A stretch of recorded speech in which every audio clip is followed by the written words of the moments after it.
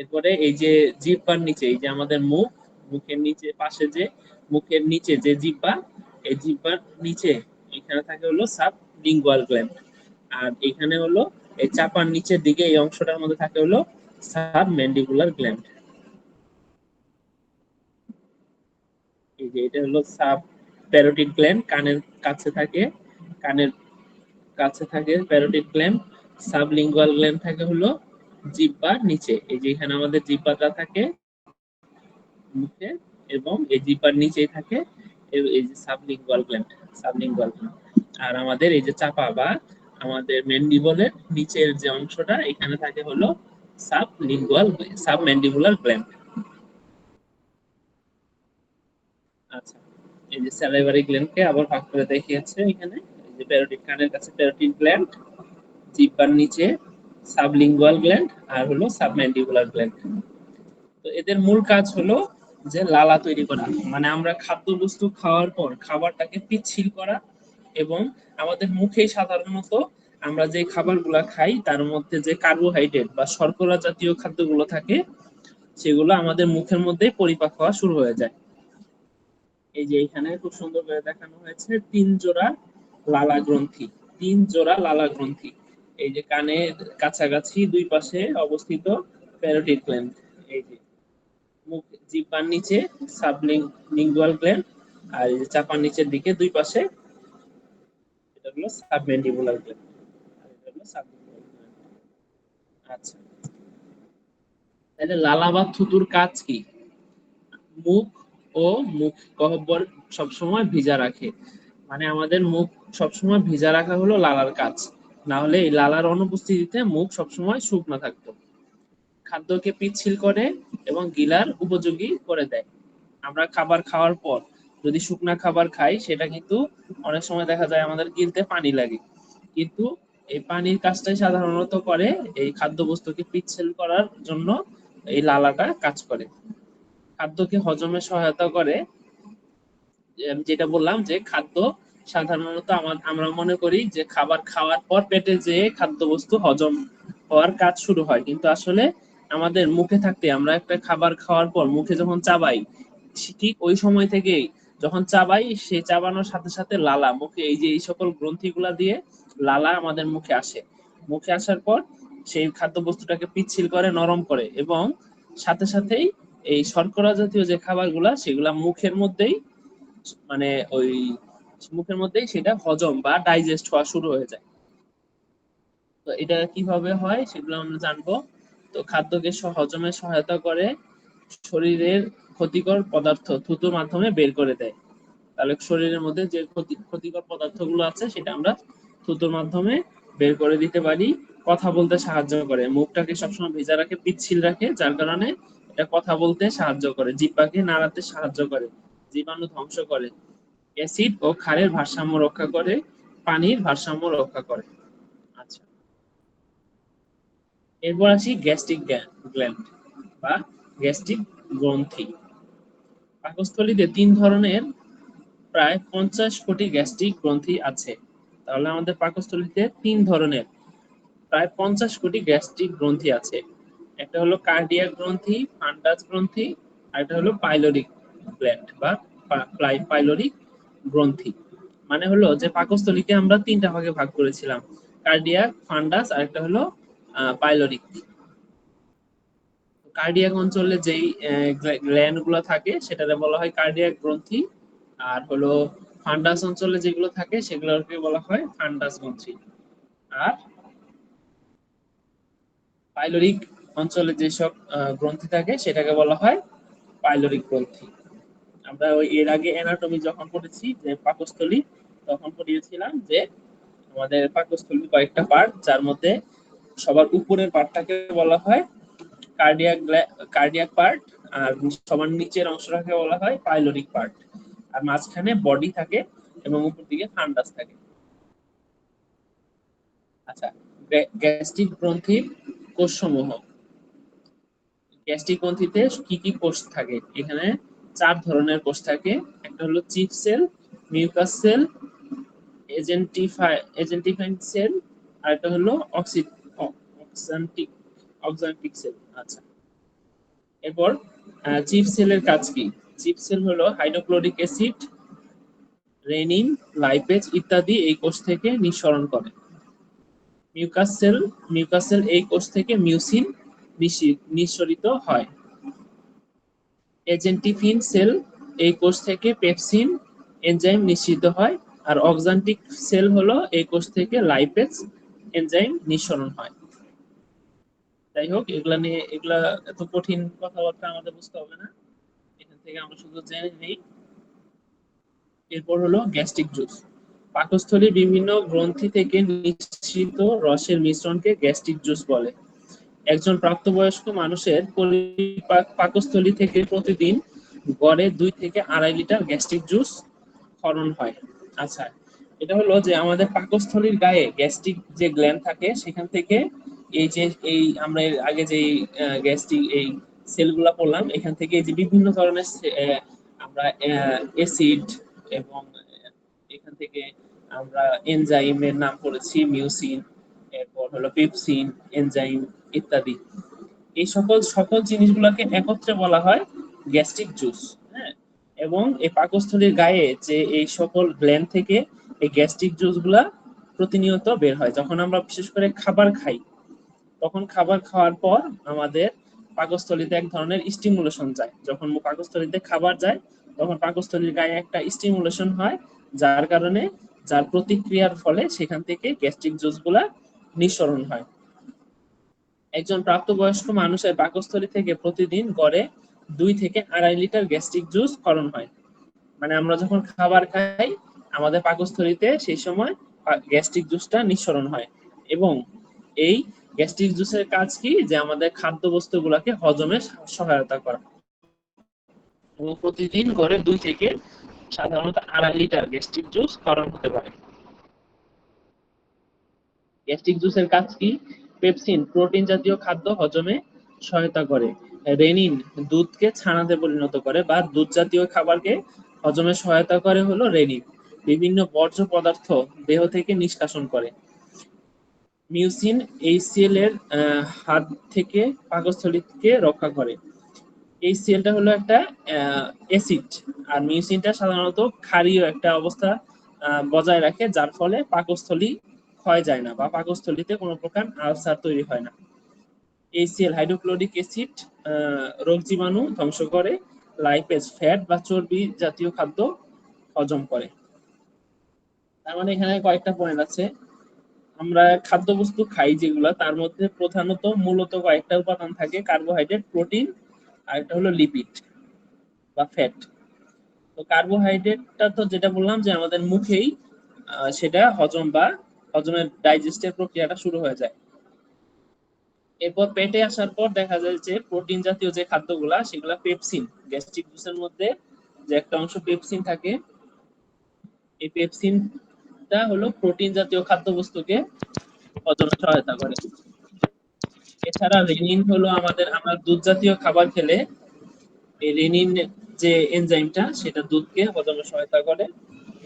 এছাড়া হলো লাইপেজ, আমরা ফ্যাট বা যেটা বললাম লিপিড, ফ্যাট বা চর্বি জাতীয় যে খাবারগুলা সেগুলাকে হজমে সহায়তা করে হলো লাইপেজ। এই জিনিসটা আমরা শুধু জাস্ট জেনে নেই, হ্যাঁ, এগুলা মুখস্থ রাখতে হবে এমন না, কিন্তু নিজেদের বেসিক নলেজ তাকে এনরিচ করার জন্য, এই সাধারণ জ্ঞানগুলো থাকার জন্য এই জিনিসগুলো জানা মুখস্থ করতে হবে না। আচ্ছা, এরপর আমরা আসি লিভার বা যকৃৎ। লিভারের বাংলা বলে হলো যকৃৎ।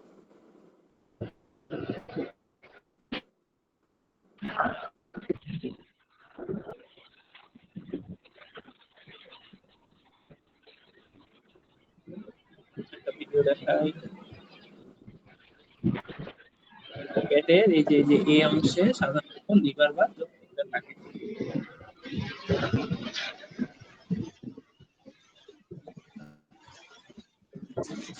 আবার দেখাই, এই যে পাকস্থলীর ঠিক উপরেই আমাদের অ্যাবডোমেন বা পেটের বুকের উপর দিকে ডান পাশের অংশে সাধারণত লিভারটা থাকে। যকৃৎ বা লিভার মানবদেহের সবচেয়ে বড় গ্রন্থি। আমাদের লিভার হলো মানবদেহের সবচেয়ে বড় গ্রন্থি। এর আগে যেরকম বললাম যে লালা গ্রন্থি আছে, মুখের এদিকে থাকে, হ্যাঁ, তিন জোড়া, সেইটা হলো এক ধরনের গ্রন্থি। এছাড়া লিভার, এরপরে অগ্নাশয় বা প্যানক্রিয়াস, এগুলো প্রত্যেকটাই কিন্তু গ্রন্থি। কিন্তু এই সবগুলা গ্রন্থির মধ্যে সবচেয়ে বড় গ্রন্থি হলো লিভার বা যকৃৎ। লিভারকে সাধারণত বাংলায় বলে যকৃৎ।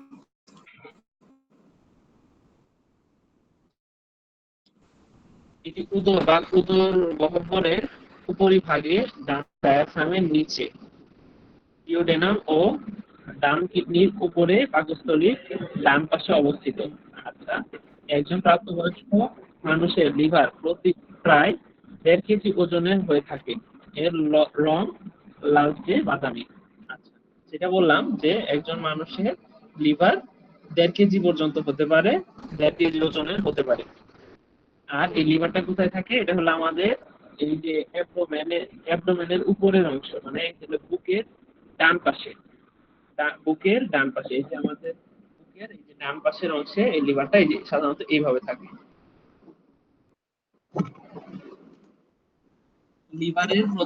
লিভার প্রধানত 4টা লোব থাকে, হ্যাঁ, ডান lobe, right lobe, left lobe, মানে ডান লোব, বাম লোব, কোয়াড্রেট লোব আর কর্ডেট লোব। কোয়াড্রেট লোব আর কর্ডেট লোব। আচ্ছা, এই যে এখানে ছবিতে দেখানো হয়েছে যে এটা হলো আমাদের লিভার। এই লিভারটাকে সাধারণত 4টা ভাগে ভাগ করা হয়। একটা হলো ডান লোব, রাইট লোব, আর একটা হলো লেফট লোব। ডান lobe, left lobe, right lobe, left lobe, আর হলো এখানে এই যে কর্ডেট লোব, এই যে কর্ডেট লোব, এটা হলো কর্ডেট লোব।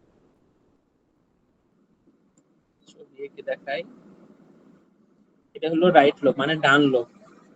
এই যে এখানে ছবিটা যেভাবে দেখানো আছে, মানে সাধারণত আমাদের অ্যাবডোমেনকে আমরা যদি এই যে এইভাবে আঁকি, এই যে এটা যদি অ্যাবডোমেন হয়, এই যে এই নিচের দিকে যদি হয় নাভি, হ্যাঁ, এটা যদি আমাদের বুক হয়, তো আমাদের এই যে এইভাবে যদি ভাগ করি, তাহলে এই যে পেটের এই যে ডান পাশে অংশটা রাইট লোব থাকে বা ডান লোব, বাম দিকে থাকে লেফট লোব বা বাম লোব, আর এই যে মাছ এইটা হলো পিছন সাইড।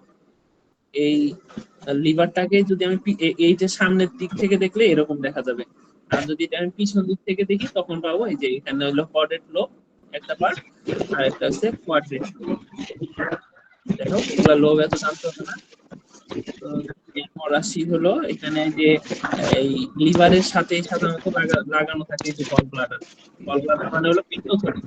সাধারণত আমরা যে বলি যে পিত্তথলিতে পাথর হয়, এই পাথরটা সাধারণত এই লিভারের নিচে একটা থলি, সেটাকে বলা হয় পিত্তথলি। এখানে সাধারণত পাথর হয়। আর এগুলো হলো এওয়ার্টা, ব্রেইন, এগুলো হলো আমাদের লিভারে রক্ত সাপ্লাই দেয়। অনেক কথাবার্তা, এত ভিতরে আমরা যাবো না, এখন সামনের দিকে আগাই।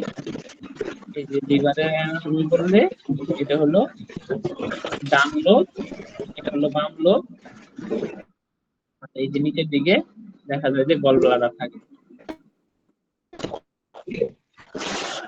ডান পাশের লোবটি সবচেয়ে বড়, যেটা দেখলাম যে ডান পাশের লোবটা সবচেয়ে বড়। বাবা, কারো মনে হয় মাইকটা অন করা, নাজমুল, আপনার মাইক একটু কাইন্ডলি অফ করবেন, সকলের হয়তো শুনতে ডিস্টার্ব হচ্ছে।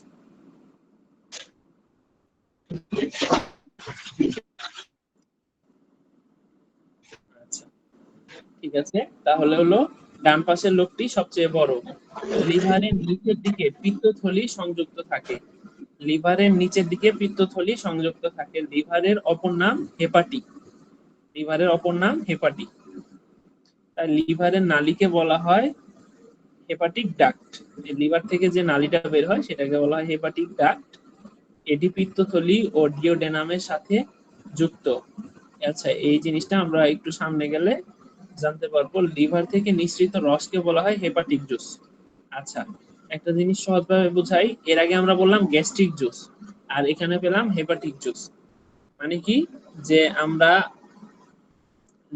লিভার থেকে বেরোচ্ছে হেপাটিক জুস, আর আমাদের গ্যাস্ট্রিক বা পাকস্থলী থেকে বেরোচ্ছে গ্যাস্ট্রিক জুস। লিভারকে বলা হয় হেপাটিক তাই লিভার থেকে যে রসটা বের হয় সেটাকে বলা হয় হেপাটিক জুস। কথাগুলো একটু কঠিন লাগতে পারে আজকের যে গ্রন্থির আসলে পড়াশোনাগুলো একটু জটিল। তো জাস্ট খালি একটুখানি আপনারা মনোযোগ দিয়ে দেখি এবং শোনার চেষ্টা করি, শুনলে যতটুকু বুঝতে পারি এইটুকুই চলবে। এটা এটা তো মুখস্থ করার মতো কিছু না। লিভার বা যকৃতের কাজ কি? এটি পিত্তক্ষরণ করে পিত্তথলিতে জমা করে। এই যে আমরা যেটা বললাম যে পিত্তথলিতে পাথর হয়, এই যে এই রোগটা তো আমরা শুনি। তো পিত্তথলির কাজ কি? পিত্ত রসটা জমা করা। আর এই পিত্ত রসটা আসে কই থেকে? এই পিত্ত রসটা আসে হলো যকৃৎ থেকে। এই যকৃৎ থেকে পিত্তক্ষরণ বা পিত্তরস আমাদের পিত্তথলিতে জমা হয়। সাধারণত দেখা যায় যে কুরবানির সময় গরুর যে পিত্তথলিটা থাকে সেটাকে বেঁধে ওইখান থেকে কেটে নেওয়া হয়। কোনো কারণে যদি ওই পিত্ত রসটা যদি ওই মাংসের মধ্যে ছড়িয়ে যায়, দেখা যায় ওই মাংসটা অনেক তিতা হয়ে যায়। হ্যাঁ, তো ওই পিত্তথলিটাই খুব পিত্তথলির মধ্যে ওই পিত্ত রসটা খুব কনসেন্ট্রেটেড বা মানে খুব ঘন থাকে। তো এই পিত্তথলির কাজ হলো এই যকৃৎ বা লিভারে যে পিত্ত রসটা তৈরি হয় সেটাকে আমাদের পিত্তথলিতে জমা করা। শর্করা, আমিষ ও চর্বি জাতীয় খাবার বিপাকে সহায়তা করে। যেটা বললাম যে এই পিত্ত বা পিত্ত রস, এই পিত্ত রসটা সাধারণত লিভারে তৈরি হয় এবং এই পিত্ত রসটা এবং এর আগে যেটা জানলাম যে লিভার থেকে যেই রসটা তৈরি হয় সেটা হেপাটিক জুস, সেটা শর্করা, আমিষ ও চর্বি জাতীয় খাবার বিপাকে সহায়তা করে। ভিটামিন এ, বি ও আয়রন জমা রাখে। অ্যালবুমিন, ফিব্রিনোজেন, প্রথমবিন নামক প্রোটিন তৈরি করে। দেহের অপ্রয়োজনীয় দূষিত পদার্থ বের করে দেয়। বিভিন্ন খাবার বিপাকে সহায়তা করে। গর্ভাবস্থায় লোহিত রক্তকণিকা তৈরি করে। আচ্ছা, গর্ভাবস্থায় এই যে আমরা রেড ব্লাড সেল যেটাকে বলি, লোহিত রক্তকণিকা, রক্তের এক ধরনের কণিকা, সেটা এই লিভারে তৈরি হয়। ওষুধ ও অন্যান্য ক্ষতিকর পদার্থকে দেহ থেকে সহনীয় পর্যায়ে নিয়ে আসে।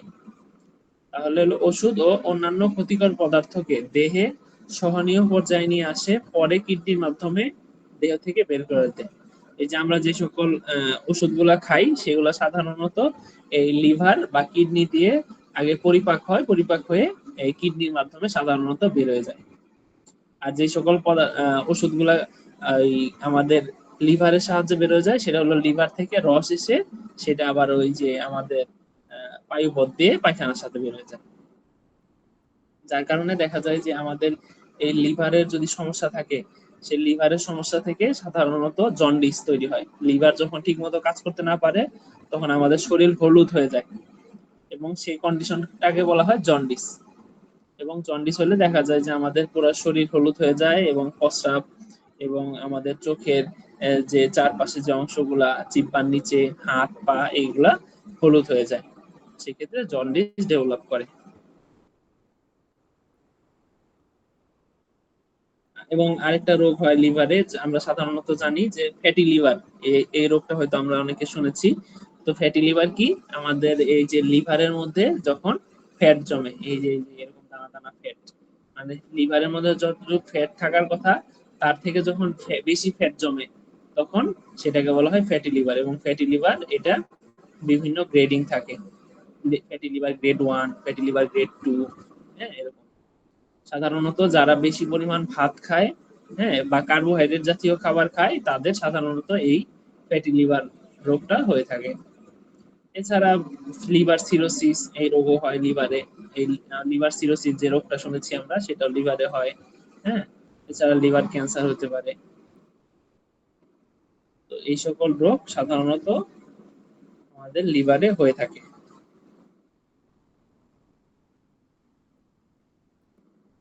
এই যে লিভারের নিচে এই যে আমাদের পিত্তথলিটা থাকে, লিভার থেকে এই পিত্ত রসটা এসে এই যে লিভারে জমা, পিত্তথলিতে জমা হয় এবং পিত্তথলি থেকে আবার ওই আরেকটা নালীর মাধ্যমে সেটা আমাদের পিত্তথলি থেকে বেরোয় পাকস্থলিতে যে জমা হয়।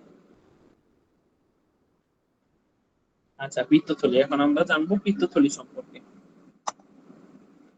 পিত্তথলি বা গল ব্লাডার, পিত্তথলিকে ইংলিশে বলা হয় গল ব্লাডার। পিত্তথলি যকৃতের নিচের দিকে ডান হাইপোকন্ড্রিয়া অঞ্চলে থাকে। এটি একটি থলি বিশেষ। এতে 30 থেকে 50 মিলি পিত্ত জমা থাকে। এটি সাধারণত 7 থেকে 10 সেন্টিমিটার লম্বা এবং 3 সেন্টিমিটার প্রস্থ হয়। পিত্ত রসকে বলা হয় বাইল। এই যে পিত্ত রস মানে হলো আমাদের পিত্ত রস, বা সেটাকে ইংলিশে বলা হয় বাইল, এবং পিত্ত নালীকে বলা হয় বাইল ডাক্ট। ডাক্ট মানে হলো পাইপের মতো যে জায়গা যেখান দিয়ে সাধারণত কোনো তরল পদার্থ যায়, চলাচল করে, সেটাকে বলা হয় ডাক্ট। এটি হেপাটিক ডাক্ট ও ডিওডেনামের সাথে যুক্ত হয়। আচ্ছা, এই জিনিস, এই কথাটা আমরা সামনে গেলে বুঝবো। আচ্ছা, এই যে এখানে আসি, যে এটা হলো আমাদের লিভার, উপর দিকে লিভার। এর আগে যেটা বললাম যে আমাদের বুকের বা পেটের উপর দিকে ডান পাশে যদি হাত দিই, এই হাতটা যদি ডান হাতটা যদি আমাদের বুকের ডান পাশে লাগাই, সেটাকে বলবো আমরা হলো যে বুকের ডান পাশে এই জায়গাটাই সাধারণত লিভার থাকে। আর লিভারটা থাকে সাধারণত এই যে এইভাবে। হ্যাঁ, তো লিভারটা থাকে এইভাবে। তো এখান থেকে লিভারের ঠিক এই যে নিচের যে বর্ডারটা বা নিচের যে অংশটা, লিভারের এই নিচের অংশে সাধারণত পিত্তথলি বা গল ব্লাডার থাকে। লিভারের এই নিচের অংশে পিত্তথলি বা গল ব্লাডার থাকে। আচ্ছা, এই পিত্তথলির কয়েকটা পার্ট থাকে, সাধারণত ফান্ডাস, বডি, নেক। আর হলো এখান থেকে সিস্টিক ডাক্ট দিয়ে এই পিত্তরসটা বের হয়ে যায়। আচ্ছা, তাহলে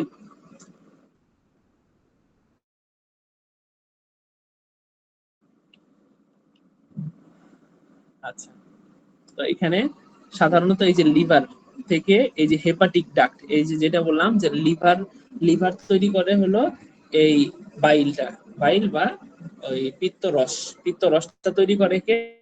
লিভার। এই লিভার থেকে এই যে সাধারণত এই যে হেপাটিক ডাক্ট বা দুইটা নালী, এই যে এই দুইটা নালী দেখা যাচ্ছে, এই দুইটা নালী দিয়ে এই পিত্তরসটা সাধারণত এসে জমা হয় হলো এই গল ব্লাডারে, গল ব্লাডার বা পিত্তথলির মধ্যে এসে জমা হয় এই পিত্ত রসটা। আবার এই পিত্ত রসটা এখানে জমা থাকে এবং ঘন হইতে থাকে। ঘন হওয়ার পরে আবার এই যে এইখানে হলো এই পিত্তথলির যে নালীটা, সেটাকে বলা হয় সিস্টিক ডাক্ট। এই নালীটা, আবার এই নালীটা হয়েই এই পিত্তথলির থেকে এই যে পিত্ত রসটা সাধারণত আমাদের পাকস্থলিতে যায় কমন বাইল ডাক্ট দিয়ে, বা কমন বাইল ডাক্ট দিয়ে। আচ্ছা, হয়তো বা আমরা আসলে কেউ এভাবে কিছু বুঝি নাই, তো এটা আসলে বোঝার দরকারও নাই, কিন্তু যে যতটুকু বুঝছি ওইটুকু চলবে। একটু বেশি কঠিন পড়াশোনা। আচ্ছা, পিত্তথলির কাজ জানি। হুম, তাহলে কি? পিত্তরস জমা রাখা। পিত্তথলির কাজ কি? পিত্তরস জমা রাখা, পিত্তকে ঘন করা, আর পিত্ত থেকে পানি শোষণ করা। তাহলে পিত্তথলির কাজ যেটা বললাম যে পিত্তটা তৈরি করবে কে? লিভার। আর পিত্তটা জমা থাকবে হলো, পিত্ত রসটা জমা থাকবে হলো পিত্তথলির মধ্যে। আর পিত্তথলির কাজ কি? যে পিত্তথলিতে পিত্ত রসটা জমা করে রাখবে এবং ঘন করবে।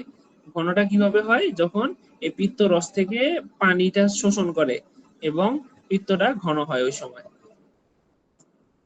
আচ্ছা, বাইল বা পিত্ত রসের কাজ কি? এই যে পিত্ত রস একটা ইম্পর্টেন্ট জিনিস, যে খাদ্যবস্তু হজমে কাজ করে। এই পিত্ত রসটা খাদ্যবস্তু হজমে কাজ করে, বিভিন্ন বিষাক্ত উপাদান দেহ থেকে বের করে দেয়, চর্বি জাতীয় খাবার শোষণে উপযোগী করে, মলের স্বভাব, রং, হলুদাভ ভাব হলো বজায় রাখে।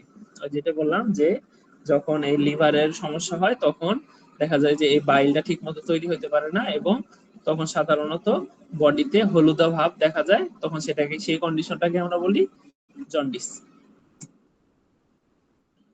এরপর আসি অগ্নাশয় বা প্যানক্রিয়াস। সাধারণত মনে রাখবেন যে এই প্যানক্রিয়াসের কাজ হলো ইনসুলিন তৈরি করা। এই ইনসুলিন যখন ঠিক মতো তৈরি না হয় তখনই আমাদের বডিতে ডায়াবেটিস যে রোগ, আমরা আমাদের মধ্যে সবচেয়ে বেশি আক্রান্ত মানুষ ডায়াবেটিসে, এই ডায়াবেটিস রোগটা তখন ডেভেলপ করে, এবং ডায়াবেটিস খুবই একটা খারাপ রোগ। এবং ডায়াবেটিস এই রোগটাকে যদি আমরা কন্ট্রোল করে না রাখি বা আমাদের নিয়ন্ত্রণে রাখতে না পারি, তখন দেখা যায় এই এক ডায়াবেটিস থেকে আরো বিভিন্ন ধরনের রোগ আমাদের শরীরে বাসা বাঁধে। আচ্ছা, এখন আসি কি অগ্নাশয়ে একটি, আচ্ছা অগ্নাশয় বা প্যানক্রিয়াস, তাহলে এটি একটি মিশ্র গ্রন্থি। এটাকে একটা মিশ্র গ্রন্থি বলা হয় কারণ এখান থেকে এনজাইম এবং হরমোন দুইটাই নিঃসরণ হয়। এটি পাকস্থলীর নিচে অবস্থিত এবং উদর গহ্বরের ডিওডেনামের কুণ্ডলীর ফাঁক হতে প্লীহা পর্যন্ত বিস্তৃত। এর দৈর্ঘ্য 20 সেন্টিমিটার এবং প্রস্থ 5 সেন্টিমিটার, পুরুত্ব 2 সেন্টিমিটার। এর ওজন প্রায় 90 থেকে 100 গ্রাম। এর থেকে নিঃসৃত রসকে প্যানক্রিয়াটিক জুস বলে। এই যে প্যানক্রিয়াস থেকে যে জুসটা আসে সেটাকে বলা হয় প্যানক্রিয়াটিক জুস।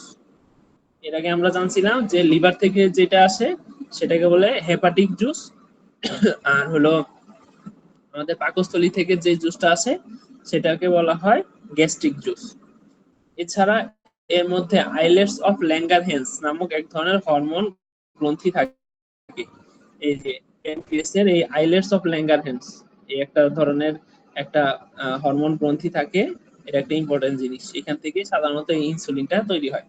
আচ্ছা, সামনে জানবো এই যে আমাদের বডিতে কিভাবে লিভার থাকে, কিভাবে গল ব্লাডার বা এই পিত্তথলি থাকে এবং কিভাবে প্যানক্রিয়াস থাকে, এটা খুব সুন্দরভাবে এখানে দেখানো হয়েছে। যে এই যে আমাদের বডিতে এই যে এইটা হলো লিভার, এই উপরের অংশটা হলো লিভার। লিভারের নিচে আমরা জানি থাকে হলো পিত্তথলি। আচ্ছা, এই এতক্ষণ যা বললাম তার মধ্যে খুব সহজ ভাষায় বললে যদি একটু আমরা রিক্যাপিচুলেট করি, তাহলে প্রথমে জানলাম যে আমাদের মুখে 3 ধরনের লালা গ্রন্থি থাকে। সেগুলোর কাজ হলো আমাদের মুখের খাদ্যবস্তুকে পিচ্ছিল করা এবং খাদ্য হজমে সহায়তা করা। বিশেষ করে শর্করা জাতীয় মানে আমরা ভাত জাতীয় যে খাবারগুলো খাই সেগুলা আমাদের মুখেই এই লালা গ্রন্থি দিয়ে মানে পরিপাক শুরু হয়ে যায়। এরপর আমরা জানতে পারলাম যে লিভার সম্পর্কে। এরপর আমরা জানতে পারলাম লিভার সম্পর্কে। লিভারের কাজ কি? যে লিভার থেকে হলো আমাদের হেপাটিক জুস নিঃসরণ হয়। আবার এই স্টমাক বা গ্যাস্ট্রিক মানে হলো পাকস্থলী, পাকস্থলী থেকে যে জুসটা তৈরি হয় সেটাকে বলি আমরা গ্যাস্ট্রিক জুস। তো এই লিভার থেকে বের হলো হেপাটিক জুস বা বাইল, হুম, বা বাইল বা পিত্তরস।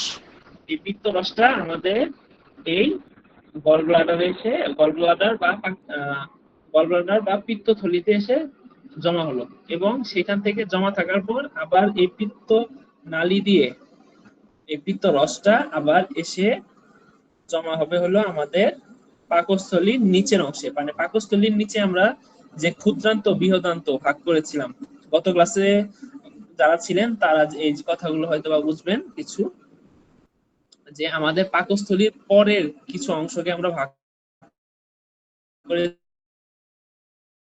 করেছিলাম ক্ষুদ্রান্ত এবং বৃহদান্ত হিসেবে, স্মল ইন্টেস্টাইন, লার্জ ইন্টেস্টাইন। এই স্মল ইন্টেস্টাইনের যে অংশ, স্মল ইন্টেস্টাইনকে আবার 3টা অংশে ভাগ করেছিলাম, ডিওডেনাম, জেজুনাম আর আইলিয়াম। তো এই যে এই ডিওডেনাম যে অংশটা ছিল মানে পাকস্থলীর সাথেই, এই যে সাধারণত এই যে এখানে যে নালীটা দেখা যাচ্ছে এটার সাথেই এই যে আমাদের পাকস্থলীটা থাকে, যে পাকস্থলীটা এই যে এইভাবে থাকে। এই পাকস্থলীর এই নিচের অংশটাই হলো ডিওডেনাম। আর এই ডিওডেনামেই এসে এই যে এই পিত্ত রসটা এসে এই যে এই জায়গায় এসে নিঃসরণ হয়। এবং ঠিক একইভাবে এই এই পিত্ত রসের যে এই পিত্ত নালীটা সেখানে আবার আমাদের সেখান থেকে শুরু হয় আমাদের প্যানক্রিয়াস বা অগ্নাশয়। এই যে এই অংশটাই হলো প্যানক্রিয়াস বা অগ্নাশয়। এবং এই প্যানক্রিয়াসের কাজ হলো ইনসুলিন হরমোন নিঃসরণ করা। এই ইনসুলিন যখন ঠিক মতো আমাদের বডিতে না থাকে তখন সাধারণত আমাদের ডায়াবেটিস হয়। আচ্ছা, তাহলে আমরা বুঝলাম যে এখানে কয়েকটা অংশকে আমরা চিনলাম, যে এটা লিভার, এটা হলো পিত্তথলি, লিভারের সাথে নিচের দিকে লাগানো থাকে পিত্তথলি, আর পিত্তথলির নিচেই থাকে হলো অগ্নাশয় বা প্যানক্রিয়াস। তাহলে এই এতক্ষণ পড়ার মধ্যে এই কথাটুকু মাথায় রাখলে হবে যে লিভারের নিচেই সাথে লাগানো থাকে পিত্তথলি, আর পিত্তথলির নিচের দিকে থাকে সাধারণত অগ্নাশয় বা প্যানক্রিয়াস। আর এই প্যানক্রিয়াসের কাজ হলো প্যানক্রিয়াস বা এই প্যানক্রিয়াস কি রাখবো?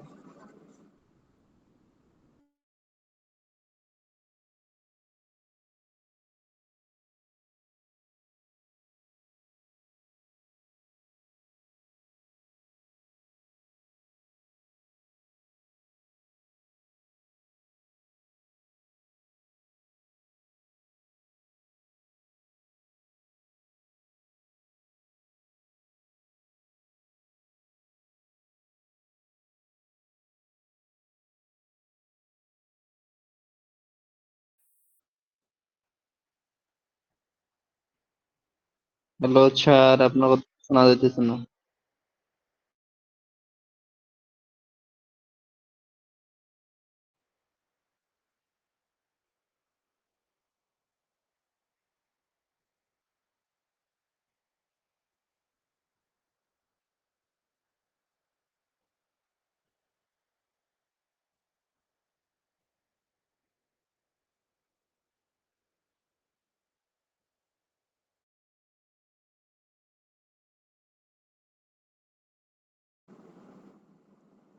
আচ্ছা, সরি ফর দ্য ইন্টারাপশন। আচ্ছা, তো এতক্ষণ যেটা বলতেছিলাম যে এই অগ্নাশয় বা প্যানক্রিয়াসের কাজ হলো ইনসুলিন হরমোন নিঃসরণ করা। আর এই ইনসুলিনটা যদি আমাদের বডিতে না থাকে তখনই সাধারণত আমাদের ডায়াবেটিস রোগটা ডেভেলপ করে বা ডায়াবেটিস রোগ হয়। আচ্ছা, অগ্নাশয়কে তিনটা ভাগে ভাগ করছি: হেড, বডি আর টেইল। মাথা, দেহ, লেজ। মাথা, দেহ, লেজ। এই যে হেড, এই যে এই নিচের অংশটাকে বলা হয় হেড, এর পরের পরের অংশটাকে বলা হয় বডি, আর বডি থেকে নিচের অংশটাকে বলা হয় লেজ। এর এই তিনটা ভাগ। আচ্ছা, এই যে এখানে দেখানো হচ্ছে যে আমাদের বডিতে এটা হলো লিভার, লিভারের নিচেই থাকে হলো গল ব্লাডার বা পিত্তথলি, পিত্তথলির নিচের দিকে থাকে হলো অগ্নাশয় বা প্যানক্রিয়াস। আর এই প্যানক্রিয়াসের ঠিক উপরে, প্যানক্রিয়াসের মাথার মধ্যে লাগানো থাকে হলো আরেকটা অঙ্গ যেটাকে বলা হয় স্প্লিন। আচ্ছা, এটা সম্পর্কে আমরা জানবো আরো পরে। তাহলে islets of Langerhans. Islets of Langerhans কি জিনিস? এটি একটি হরমোন গ্রন্থি। এটি অগ্নাশয়ে অবস্থিত। এই যেটা বললাম, অগ্নাশয়ে অবস্থিত একটা গ্রন্থি হলো আইলেটস অফ ল্যাঙ্গারহ্যান্স। এতে আলফা 5টা আর বিটা সেল হলো 4টা থাকে। আলফা সেল থেকে গ্লুকাগন নামক হরমোন নিঃসরণ হয় যা রক্তে গ্লুকোজের মাত্রা বাড়িয়ে দেয়। এই এই যে প্যানক্রিয়াসের আলফা একটা সেল থাকে, আরেকটা থাকে হলো বিটা সেল। এই যে বিটা সেল, এই আলফা সেল থেকে গ্লুকাগন নামক একটা হরমোন নিঃসরণ হয়। এই যে গ্লুকাগন একটা হরমোন নিঃসরণ হয়। আবার এই বিটা সেল থেকে ইনসুলিন নামক একটা হরমোন নিঃসরণ হয়। হ্যাঁ, এই দুইটার কাজ হলো উল্টা। একটা হলো গ্লুকোজের মাত্রা বাড়াবে আর একটা গ্লুকোজের মাত্রা কমাবে। তাহলে গ্লুকোজের মাত্রা বাড়ায় দেয় হলো এই যে আলফা সেল থেকে যেটা আসে গ্লুকাগন। গ্লুকাগন হলো গ্লুকোজের মাত্রা বাড়িয়ে দেয়, আর ইনসুলিনটা গ্লুকোজের মাত্রা কমিয়ে দেয়। এবং এই ইনসুলিনটা যখন আমাদের বডিতে না থাকে তখন হয় কি যে এই আমাদের বডিতে গ্লুকোজ, মানে আমরা ভাত খাওয়ার পর যে রক্তে গ্লুকোজটা থাকে সেটা পরিমাণ বেড়ে যায়। এই গ্লুকোজ যখন বেড়ে যায় সেটা হজম হতে পারে না, বা আমাদের শরীরের যে সেলগুলা এই ইনসুলিন এই সেলের মধ্যে এই গ্লুকোজ গুলাকে নিয়ে যেতে সাহায্য করে। এবং যখন এই গ্লুকোজ গুলা রক্তে চলাচল করে কিন্তু সেল এই গ্লুকোজ গুলাকে ব্যবহার করতে পারে না, তখন আমরা দেখা যায় যখন আমরা পরীক্ষা করি যে ওই যে মেশিনের মাধ্যমে, ডায়াবেটিসের যে মেশিন বা গ্লুকোমিটার বলি আমরা, বা রক্তের যখন পরীক্ষা করি, ডায়াবেটিস পরীক্ষা করি, তখন দেখা যায় রক্তে আমাদের গ্লুকোজের পরিমাণ বা সুগার বলি, সেই সুগারের পরিমাণ অনেক বেশি থাকে। তখন সেই কন্ডিশনটাকে আমরা বলি যে ডায়াবেটিস। তো সেই ডায়াবেটিসের জন্য মূলত দায়ী তাহলে কে? এই যে ইনসুলিন। ঠিক আছে, এই ইনসুলিন যখন বেরোবে তখন এই ইনসুলিন আমাদের বডির যে গ্লুকোজ বা সুগার, সেই সুগার গুলাকে কমাই দিবে এবং বডিতে তখন সুগারের একটা ব্যালেন্স থাকবে, তখন আর এই ডায়াবেটিস যেটা এটা ডেভেলপ করবে না। অগ্নাশয়ের কাজ। এর পাচক রস খাদ্য হজমে সহায়তা করে, রক্তে গ্লুকোজের মাত্রা ঠিক রাখে। এই যেটা বললাম এতক্ষণ, যে রক্তে গ্লুকোজের মাত্রা ঠিক রাখে, এবং এই গ্লুকোজের মাত্রা যখন বেড়ে যায় তখন সেই কন্ডিশনটাকে আমরা বলি ডায়াবেটিস। অন্ত্রের মধ্যে পিএইচ ঠিক রাখে। পিএইচ হলো ওই যে অ্যাসিড বেস, মানে হলো অ্যাসিড বা ক্ষার যে অবস্থা, সেটার অবস্থাটাকে একটা স্কেল দিয়ে পরিমাপ করা হয়, সেটাকে বলা হয় পিএইচ। আচ্ছা, স্প্লিন বা প্লিহা, যেটা বললাম যে প্যানক্রিয়াসের ঠিক মাথায় যেটা একটা অঙ্গ দেখিয়েছিলাম বা অর্গান দেখিয়েছিলাম, সেটাকে বলা হয় স্প্লিন। তাহলে মানবদেহের সবচেয়ে বড় লিম্ফয়েড অঙ্গ, এটি দেখতে কালো রঙের, এটি পেটের বাম হাইপোকন্ড্রিয়াক অঞ্চলে অবস্থিত। এটি প্রায় 5 ইঞ্চি দৈর্ঘ্য এবং 3 সেন্টিমিটার 3 ইঞ্চি প্রস্থ এবং 1 ইঞ্চি পুরু। আচ্ছা, ঠিক আছে। তার মানে যেটা বললাম যে আমাদের প্যানক্রিয়াসটা আমাদের ডান দিক থেকে, পেটের ডান দিক থেকে, এই যে এটা হলো ডান, ডান হলো এইখানে থাকে হলো লিভার, লিভারের নিচে, ডান পাশে লিভারের নিচে থাকে হলো পিত্তথলি। দেখবেন যে যার কারণে যখন অনেকের পিত্তথলিতে পাথর হয়, তখন এই যে পিত্তথলিতে পাথর হলে সাধারণত এই যে এই ডান পাশের একটা পয়েন্টে ব্যথা করে, সেটাকে বলা হয় ম্যাকবার্নির সাইন। তখন এখানে যদি আপনি চাপ দেন, ওইখানে একটা পয়েন্ট আছে, তখন সে ওই রোগী অনেক ব্যথা ফিল করে। যাই হোক, তো এই পিত্তথলি এখানে থাকে এবং পিত্তথলির নিচের দিকেই প্যানক্রিয়াসটা থাকে। প্যানক্রিয়াসটা থাকে সাধারণত এই যে এইভাবে, এইভাবে থাকে। কিভাবে থাকে? এইভাবে, মানে আমাদের বাম দিক, ডান দিক থেকে বাম দিকে মাথা দিয়ে থাকে, এই যে এইভাবে থাকে প্যানক্রিয়াস। আর এই প্যানক্রিয়াসের ঠিক মাথার মধ্যে থাকে এই যে প্লিহা বা স্প্লিন। স্প্লিন একটা অঙ্গ, সেটা আমরা অনেকে এই হয়তো নাম শুনে থাকবেন, স্প্লিন। এই প্লিহা, এই অঙ্গটা থাকে হলো এই প্যানক্রিয়াসের, এই যে প্যানক্রিয়াস, এটা হলো প্যানক্রিয়াস, প্যানক্রিয়াসের ঠিক মাথায় এই যে একটা অঙ্গ থাকে, সেটাকে বলা হয় হলো স্প্লিন। আচ্ছা, স্প্লিনের কাজ সম্পর্কে আমরা জানবো। এই যে স্প্লিন, এই যে স্প্লিন, এই যে এই এই স্প্লিনটাকে বড় করে দেখানো হয়েছে। আচ্ছা, প্লিহার কাজ কি? প্লিহা বা স্প্লিনের কাজ, এটি জীবাণু ধ্বংস করে। আচ্ছা, এই যে স্প্লিন বা প্লিহা, এই প্লিহার মূল কাজই হলো আমাদের শরীরে যে সকল জীবাণু ঢুকে, সেই সকল জীবাণুগুলাকে, জীবাণুর সাথে ফাইট করে এই জীবাণুগুলাকে ধ্বংস করে। এই প্লিহার কাজই হলো এটা। লোহিত রক্তকণিকা ও অনুচক্রিকা ধ্বংস করে। আমরা জানি যে আমাদের শরীরে যে লোহিত রক্তকণিকা বা রেড ব্লাড সেল, এটা হলো 120 দিন পর পর নষ্ট হয়ে যায়। হ্যাঁ, যার কারণে বলা হয় 120 দিন বলতে মোটামুটি বোঝায় যে 3 মাস। হ্যাঁ, তো 4 মাস, মোটামুটি 4 মাস বোঝা যায়। তো এই কারণে সাধারণত বলা হয় যে রক্ত দান করার কথা। কারণ কি, যে আপনি যে আপনার বডিতে যে রক্ত তৈরি হচ্ছে বা লোহিত রক্তকণিকা তৈরি হচ্ছে, সেটা যদি আপনি মানে যদি কাউকে দান করেন, এতে আপনার কোনো ক্ষতি হবে না। কারণ কি, যে 4 মাস পর পর আপনার বডিতে এমনিতেই লোহিত রক্তকণিকাটা তৈরি হবে। হুম, এবং আপনি যদি এই লোহিত রক্তকণিকা বা এই রক্ত যদি কাউকে নাও দেন, তাও 120 দিন পর এই রক্তকণিকা গুলো নষ্ট হয়ে যাবে, নষ্ট হয়ে আবার নতুন করে রক্তকণিকা তৈরি হবে। এই কারণে বলা হয় যে আমরা সাধারণত মানুষকে ব্লাড ডোনেট করতে উৎসাহী করি। কারণ কি, যে 120 দিন পর এমনিতেই রক্তকণিকা গুলা তৈরি হয়। হুম, এবং এবং 120 দিন পর এই আবার আগের পূর্বে যে রক্তকণিকা গুলা থাকে সেগুলা ধ্বংস হয়। এবং এই লোহিত রক্তকণিকা গুলা ধ্বংস হয় কোথায়? সেটা হয়, ধ্বংস হয় হলো এই স্প্লিনে। অ্যান্টিবডি তৈরি করে এবং রোগ প্রতিরোধ ক্ষমতা বৃদ্ধি করে।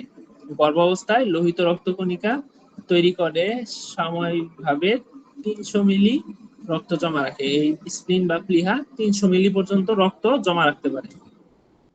আচ্ছা, যাই হোক, আজকের মতো আমাদের এই আমাদের পরিপাক গ্রন্থির পড়ার পার্ট এখানে শেষ হলো। এরপরে আমরা কিছু রোগ সম্পর্কে জানবো। আচ্ছা, এখানে আমরা এতক্ষণ যা পড়েছি, এখানে কি কারো কোনো প্রশ্ন আছে?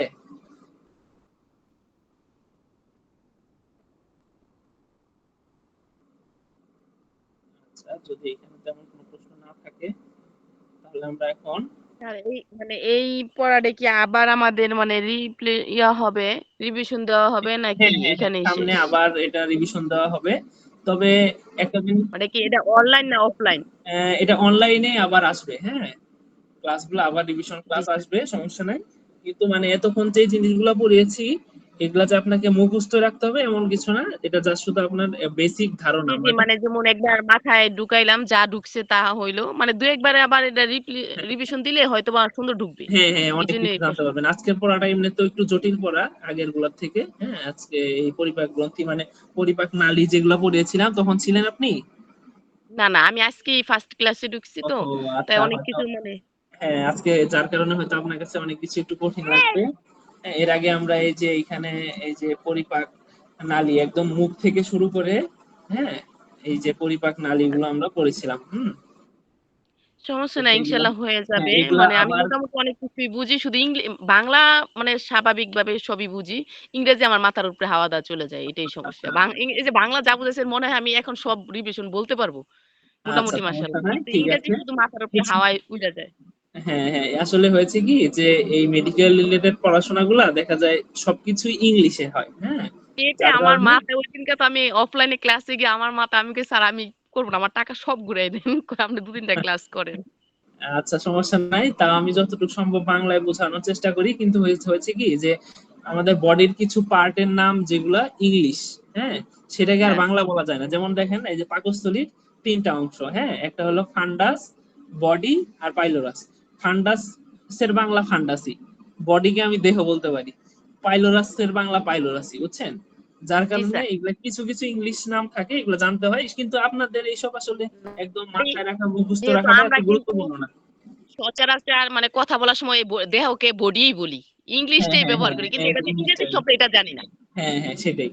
তো এগুলো আসলে আস্তে আস্তে জানতে জানতে শুনতে শুনতে আপনারা এমনিতে অভ্যস্ত হয়ে যাবেন, ঠিক ইনশাল্লাহ আছে? হয়ে যাবে, কারণ এটা তো আর একদিনের না, অনেক হ্যাঁ দিনের হ্যাঁ হ্যাঁ, লম্বা একটা সেটাই কোর্স, হয়ে যাবে সেটাই। ইনশাল্লাহ, আশা রাখি। হয়তো আস্তে আস্তে হয়ে যাবে, সমস্যা নেই, এটা নিয়ে এত থ্যাংক দুশ্চিন্তা ইউ স্যার, করার খুব কিছু সুন্দর নাই। ক্লাস করেছেন, খুব সুন্দর ভালো বুঝেছি, আলহামদুলিল্লাহ। আশা হ্যাঁ, করি এরকম হয়ে যাবে। হ্যাঁ, সাথে থাকলে বুঝবেন আস্তে আস্তে। মানে আমি এই অ্যানাটমি গুলা যেগুলো পড়াচ্ছি এগুলো হলো আপনাদের জাস্ট খালি ধারণা থাকার জন্য, যে আপনাকে কেউ যদি বলে যে লিভারটা কোন জায়গায় থাকে, হ্যাঁ, আপনি যেহেতু একটা কোর্স করছেন, আপনি যদি এইটুক না জানেন যে লিভারটা আমাদের বডির ডান পাশে থাকে, হ্যাঁ, এখানে থাকে, পিত্তথলিটা কোথায় থাকে, লিভারের যেমন নিচে কেউ যদি একটা, হাত থেকে কোন পাশে থাকে, আমি যদি ডান পাশে গিয়ে চেক করা শুরু করি, তাইলে তো আমার হ্যাঁ হ্যাঁ হ্যাঁ সমস্যাটা সেটাই। শুরু করি। যেহেতু একটা সাধারণ মানুষ আর আপনার মধ্যে এইখানে পার্থক্য হবে, যেহেতু আপনি টাকা দিয়ে, হ্যাঁ, সময় দিয়ে পড়াশোনা গুলো যেন করছেন এই আমরা বিষয় নিয়ে। মোটামুটি বেসিক জিনিসগুলো যেন জানা থাকে, হ্যাঁ এটাই। হ্যাঁ হ্যাঁ, বেশি। আমি এখানে যা পড়িয়েছি এখান থেকে হয়তোবা মনে করেন 100% পড়ালে সেখান থেকে হয়তোবা 10% হলেও আপনার মাথায় থাকবে। হ্যাঁ, এটাই আপনার কাজে লাগবে। তো এই কারণে এটা এত মুখস্থ রাখতে হবে না, যতটুকু বললাম এগুলো জাস্ট ধারণা নিলেই হবে। আর এর আগে আমরা পরিপাক নালী থেকে একদম মানে আমাদের মুখ থেকে শুরু করে আমাদের পায়ু পর্যন্ত, হ্যাঁ, যা যা আছে এগুলো সব আমরা পড়িয়েছি। ইনশাল্লাহ এগুলো আবার রিপিট হবে, এই সমস্যা নাই। জন্যই জিজ্ঞেস তো করতেছি, কারণ আমি অনেকটি ক্লাস পাই নাই, তো যে রিপিট হইলে তো তাহলে ইনশাল্লাহ আমি আবার পেয়ে হ্যাঁ যাব। হ্যাঁ হ্যাঁ, এগুলো সবই আবার রিপিট হবে তার ইনশাল্লাহ। মাঝখানে আমি দুই একটা অফলাইন অনলাইন ক্লাস করলে আমার মাথায় অনেকটা আরো ঢুকবে, ইনশাল্লাহ। হ্যাঁ হ্যাঁ হ্যাঁ, আস্তে ঢুকবে, এই প্রথম প্রথম তো, যার হ্যাঁ, কারণে একটু তারপরে দেখে আর যান। আমার একটু পড়ায় অনেক গ্যাপ তো, এই জন্য একটু হ্যাঁ, বেশি ভয় পাই। আচ্ছা সমস্যা নাই, ভয়ের কিছু নাই, রেগুলার ক্লাস করতে থাকেন, আস্তে আস্তে এমনিতেই সহজ হয়ে যাবে। মানে একদিনেই প্রথম দিন ভয় পাবেন না, তাহলে দেখবেন যে আর পড়া হবে না, ভয় ঠিক পাই আছে? না স্যার, আলহামদুলিল্লাহ। ইংরেজি নিয়ে আমি অনেক বেশি ভয় আছে, আর কিচ্ছু না। না না, বাংলা নিয়ে সমস্যা নেই, আপনাদেরকে ইনশাল্লাহ। সব পড়া বাংলাই পড়ানো হবে, সমস্যা নাই, দুশ্চিন্তার কোনো কারণ নাই। কিছু কিছু জিনিস যেগুলা